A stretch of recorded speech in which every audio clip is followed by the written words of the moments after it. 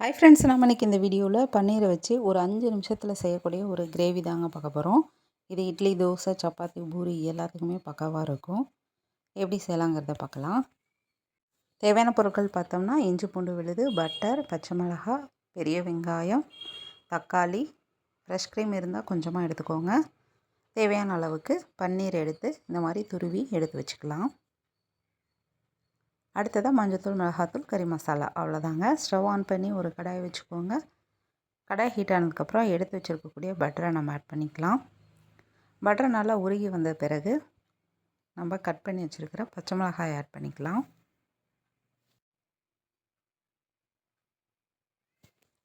பச்சை மிளகாயை பொடி பொடியாக நறுக்கிக்கோங்க. நான் இந்த கிரேவிக்கு கிட்டத்தட்ட 300 கிராம் அளவுக்கு பன்னீர் துருவி எடுத்துக்கிட்டேங்க.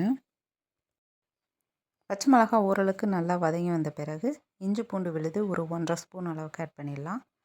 அதை நல்லா மிக்ஸ் பண்ணி விட்டுருங்க.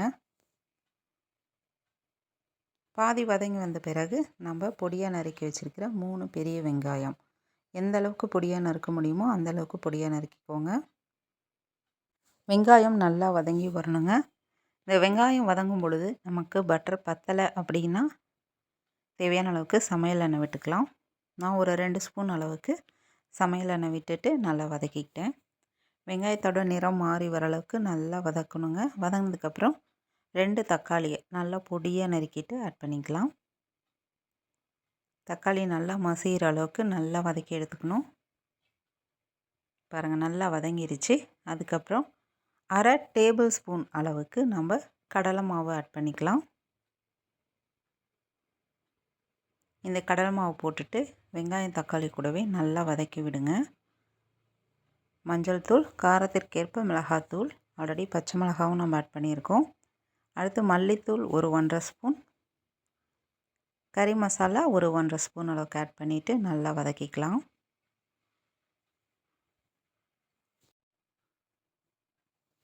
பாருங்கள், நல்லா வதங்கி வந்துருச்சு. இந்த ஸ்டேஜில் நம்ம சின்ன டம்ளரில் ஒரு 1.5 டம்ளர் அளவுக்கு தண்ணி ஆட் பண்ணிக்கலாம். இந்த டம்ளரில் தான் நான் ஊற்றிக்கிட்டேன். நம்ம கடலை மாவு கொஞ்சமாக ஆட் பண்ணியிருக்கிறதுனால நல்லா திக்காகிடுங்க. அதனால் அதுக்கு தகுந்தாற் போல் நம்ம தண்ணி ஊற்றிக்கலாம். நல்லா கொதி வந்ததுக்கப்புறம் தேவையான அளவுக்கு உப்பு ஆட் பண்ணிக்கலாம்.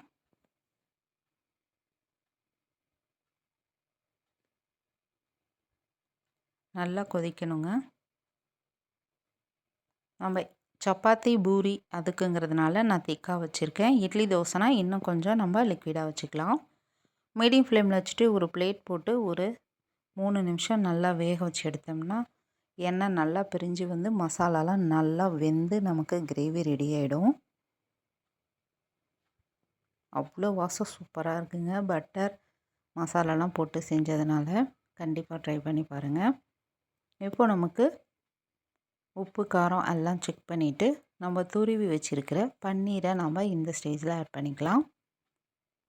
கிரேவிலாம் நமக்கு நல்லா வெந்து வந்த பிறகு தான் நம்ம பன்னீர் ஆட் பண்ணணும்.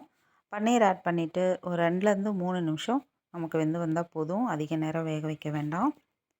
லாஸ்ட்டாக பன்னீர் ஆட் பண்ணிட்டு நல்லா கலந்து விட்டுடலாம்.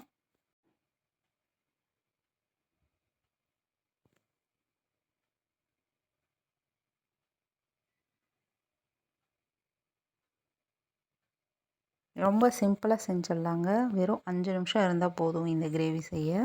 டக்குன்னு செஞ்சிடலாம். ஆனால் டேஸ்ட்டும் சூப்பராக இருக்கும். இந்த மாதிரி நல்லா கலந்து விட்ட பிறகு மூடி போட்டு கரெக்டாக 1 நிமிஷம் மட்டும் விட்டோம்னா நமக்கு கிரேவி சூப்பராக ரெடியாகி வந்துடும். பாருங்கள், எண்ணெயெலாம் நல்லா பிரிஞ்சு வந்துட்டு நமக்கு பக்காவாக ரெடி ஆயிடுச்சு. லாஸ்ட்டாக காய்ந்த வெந்தயக்கீரை இலையை கொஞ்சமாக போட்டுட்டு கலந்து விட்டுடலாம். அவ்வளோதாங்க, நமக்கு சூப்பராக ரெடி ஆயிடுச்சு. இப்போது ஸ்டவ்வை நம்ம ஆஃப் பண்ணிக்கலாம். நமக்கு எந்த அளவுக்கு திக்னஸ் வேணுமோ அந்த ஸ்டேஜில் நம்ம ஆஃப் பண்ணிக்கலாம். இப்போது ஸ்டவ்வை ஆஃப் பண்ணிவிட்டு லாஸ்ட்டாக மல்லி இலை தூவிட்டோம்னா நமக்கு சூப்பரான பன்னீர் கிரேவி ரெடி ஆயிடுச்சு.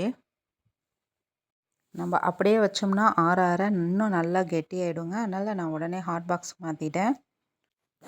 ஏன்னா நம்ம எந்த கன்சிஸ்டன்சியில் ஆஃப் பண்ணமோ அதே கன்சிஸ்டன்சி நம்ம சாப்பிட்ற வரையிலும் இருக்கும். ஹாட் பாக்ஸில் மாற்றினதுக்கப்புறம் லைட்டாக ஃப்ரெஷ் க்ரீம் ஆட் பண்ணிட்டு கலந்து விட்டுருங்க. அவ்வளோதான். நம்ம சர்வ் பண்ணுற வரைக்கும் அப்படியே இருக்கும். லைக் பண்ணுங்கள், ஷேர் பண்ணுங்கள்.